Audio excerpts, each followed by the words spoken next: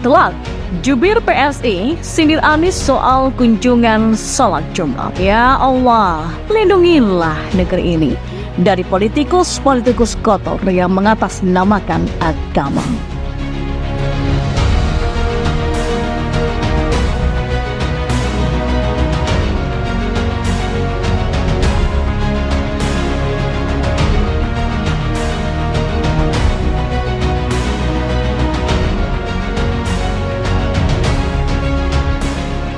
Ya, jubir PSI Dedek Prayudi menyebut kunjungan sholat Jumat Anies Baswedan begitu terorganisir hingga mengganggu aktivitas jemaah lainnya. Bukan tanpa alasan dia bicara seperti itu. Ada video yang beredar dan memperlihatkan pengerahan massa pendukung Anies yang mengganggu aktivitas jemaah lain. Video tersebut bernarasi ibu-ibu rombongan jemaah Wali Jatim Rahmatullah Tulungagung memarahi polisi karena tak dapat sholat Jumat dan zuhur di Masjid Al-Akbar Jalan Macet. Dalam video dari salah satu netizen itu, tampak seorang wanita berpakaian merah muda nampak menunjuk-nunjuk polisi. Meski tidak terlalu jelas yang diucapkan, nada suaranya cukup tinggi. Rombongan jemaah ziarah Wali Songo ngamuk ke Garda Nasdem dikarenakan jemaah tidak bisa sholat Jumat dan sholat duhur di Masjid Al-Akbar Surabaya lantaran masjid digunakan Anies Baswedan untuk berkampanye. Tulis akun tersebut. Kalau Anies sudah ngotot, apa sih yang tidak akan dia lakukan? Nabrak aturan aja kayak minum air kok kan? Sudah saya katakan berulang kali, kalau Anies itu lebih banyak membawa kerepotan ketimbang manfaatnya. Anies itu bukan tipe pemimpin yang layak. Dia tuh cuma numpang pencitraan dan lebih memperdulikan citra politiknya. Sisanya hanya kamuflase dan drama settingan murahan. Desember 2022 lalu, Anies sempat mengunjungi Pasar Gede Solo. Tapi di beberapa video yang beredar, Anies seperti tidak dikenal orang. Kunjungan Anies di sana sepi dari serbuan warga. Di video terlihat Anies sedang melayani ajakan foto dari seorang pedagang yang kemudian disusul oleh seorang ibu-ibu pembeli lainnya. Tapi setelah itu, tak ada lagi warga yang mendatangi Anies sehingga Anies pun cabut. Beberapa warga memang terlihat mengabadikan momen ketika Anies melintas, sedangkan sejumlah orang lain justru hanya melihat atau lewat begitu aja. Ya emang sadis betul. Anies memang sejatinya nggak laku. Lebih baik cabut dan pulang ketimbang mati gaya mondar-mandir dicuekin. Toh nggak bagus loh buat pencitraan kalau nanti dihajar netizen dengan narasi Anies nggak laku. Jadi teringat juga dengan saat Anies pulang kampung.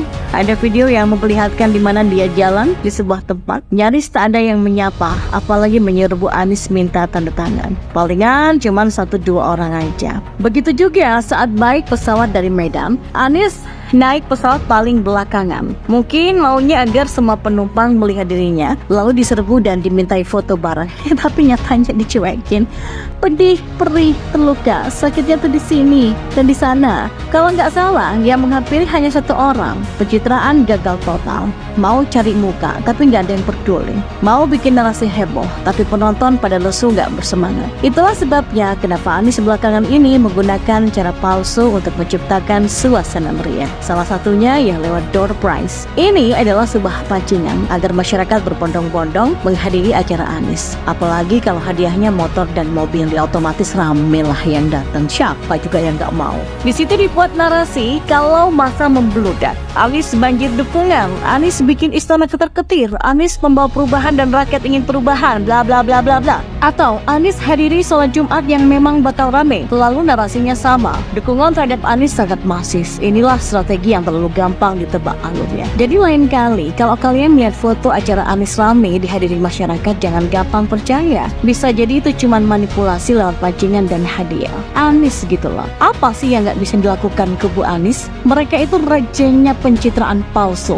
Mereka pinter bikin narasi untuk membohongi masyarakat seolah Anies itu berkualitas. Padahal di obral pun belum tentu ada yang mau. Mau lihat tuh seberapa heboh masyarakat terhadap Anies yang sebenarnya sepi. Masyarakat cuek dan ogah-ogahan. Cuma numpang lewat dan gak sudi minta foto bareng. Anies itu gak laku dan itulah fakta aslinya. Kalau ada hadiah ya sudah pastilah mereka akan datang karena hadiahnya doang. Anies mau pidato sampai mulut berbusa pun mereka nggak peduli. Begitu mereka nggak dapat hadiah, Anies dilupakan. Mungkin mereka sudah mual. Tapi karena berharap hadiah, mereka tahan-tahan sampai wajah membiru. Yang ngeri, bangsa ini sudah melihat sendiri dalam kurun waktu beberapa bulan ini bagaimana Anies dengan tanpa beban mencuri start kampanye ke daerah-daerah. Bangsa ini juga sudah melihat sendiri bagaimana tanpa rasa dosa Anies mengulangi kembali politik identitas di setiap safari politiknya dengan mengunjungi masjid-masjid, memborbardir alam bawah golongan masyarakat mabuk agama agar memilihnya nanti.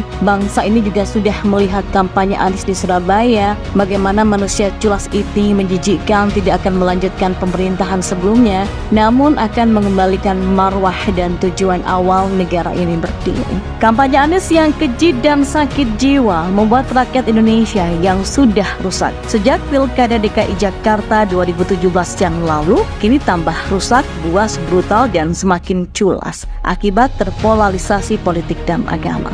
Dalam kontestasi politik menuju Pilpres 2024, sejak dini Anies sudah mengulang kembali apa yang dilakukannya pada Pilkada DKI 2017 yang lalu demi ambisi politik kepelingernya. Bahkan ketika jualan ayat mengancam mayat sudah basi, kisah Al-Maidah Ahok pun sudah terkubur lama. Suntikan morfin psikologi dikotomi agama mayoritas tetap disuntikannya dengan senyum licik ya. Dan ketika bangsa ini masih trauma dengan perjalanan sejarah bangsa yang porak-poranda penuh dengan konflik dan gesekan antar umat beragama, bagi Anies politik identitas adalah hal yang wajar dan biasa saja, nggak bisa dihindari. Di mana ada pasangan calon yang beda jenis kelamin, di mana ada pasangan calon yang beda agama, maka politik identitas dengan sendirinya akan semburat muncul ke permukaan dan tak bisa dihindari. Dan tanpa beban, seolah-olah dosa-dosa masa lalunya bukan perbuatannya. Anies mengatakan bahwa politik identitas itu adalah sesuatu yang wajar dan tidak terhindarkan. Manakala calon yang bersaing adalah laki-laki dan perempuan, maka di situ akan ada identitas gender. Manakala calon yang bersaing dengan latar belakang beda agama, maka identitasnya yang terlihat adalah perbedaan agama. Politik identitas pada hakikatnya akan terus terjadi selama calonnya punya identitas yang berbeda,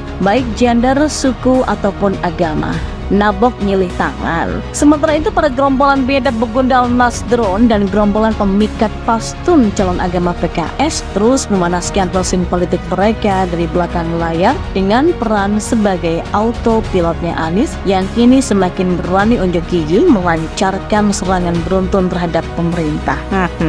Cangkeme Anies yang sengaja mengukir dosa lama luhut yang ditudingnya ingin mengubah konstitusi. Semua kebejatan moral itu dilakukan Anies loh, semata-mata demi tercapainya ambisi kebelingernya yang tidak akan mungkin bisa terwujud di NKRI harga mati ini. Dan disinilah bangsa ini bisa melihat segala kecuasan Anies dan juga para begundal Nasdun, partai pastun calon agama PKS termasuk namun tak terbatas para fans kalap jidat tatoan jenggot 3 lembar ala kambing dengan celana cingkrang jarang cuci yang sedemikian kreatif memberhalakan Anies demi kembalinya tujuan awal bangsa ini berdiri menuju khilafah Islam.